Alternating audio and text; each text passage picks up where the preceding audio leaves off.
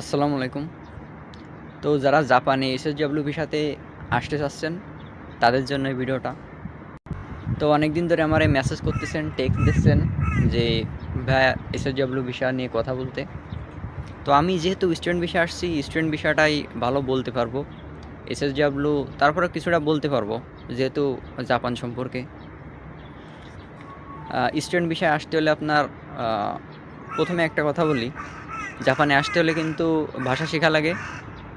আর ভাষা শেখার লেভেল কিন্তু ৫টা। সর্বনিম্ন লেভেল N5, তারপরে N4, N4, তারপরে N3, তারপরে N2, তারপরে N1। তো N1-এ কিন্তু জাপানিজরা কথা বলে। তো আপনার স্টুডেন্ট ভিসা আসতে হলে N5 শেষ করা লাগবে মাস্ট। আর আপনি যদি এসএসডব্লিউতে আসতে চান, এসএসডব্লিউ হলো কাজের ভিসা। তো এই কাজের ভিসা আসতে হলে কিন্তু আপনার 2টা লেভেল মাস্ট শেষ করাই লাগবে।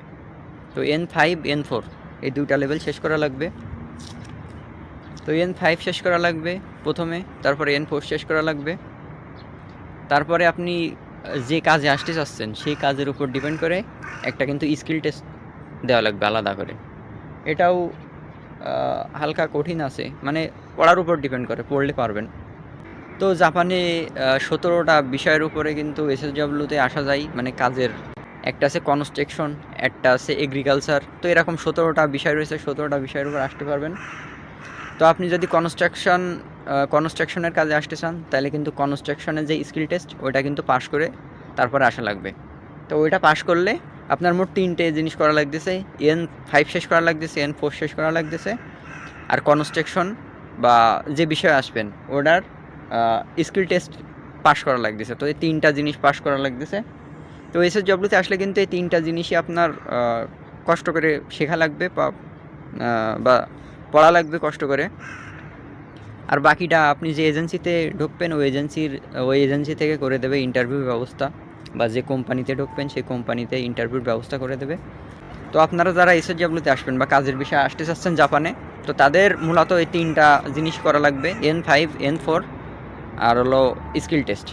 তো আরেকটা বিষয়, এসএসডব্লিউতে যারা আসতে চাচ্ছেন তারা সবাই কমন প্রশ্ন জিজ্ঞেস করতেছেন যে কত লক্ষ টাকা লাগতে পারে।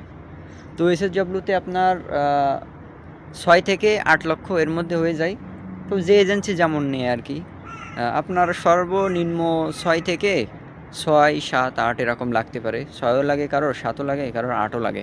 মানে কোন এজেন্সিতে আপনি ভর্তি হবেন সেই এজেন্সির উপর ডিপেন্ড করে যে সেই এজেন্সি আপনার চার্জ কেমন নেবে।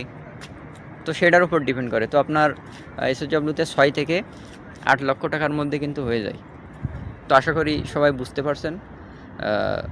কিছু মানুষের উপকার হবে আশা করি।